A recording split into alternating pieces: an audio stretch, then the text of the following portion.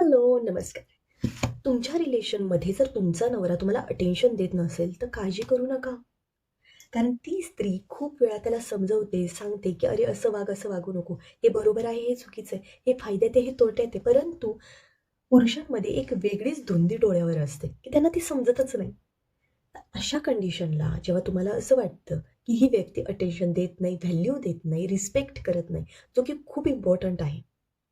तेव्हा स्वतः नाराज होऊन स्वतःला दुःखी करण्यात काहीच अर्थ नाहीये. फोकस करा तुमच्या कामावर. फोकस करा तुमच्या कर्तृत्वावर.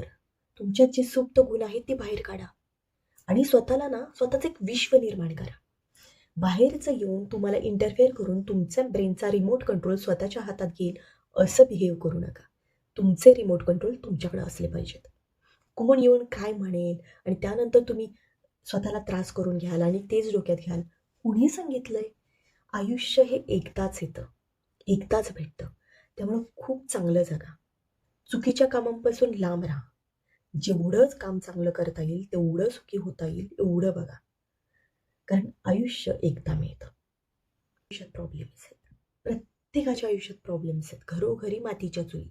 मग कुणाची सिमेंटची असते, कुणाची राखेची असते, कुणाची मातीची असते, कुणाचं काय, कुणाची लाईटीवरची असते. चुली हे असतात.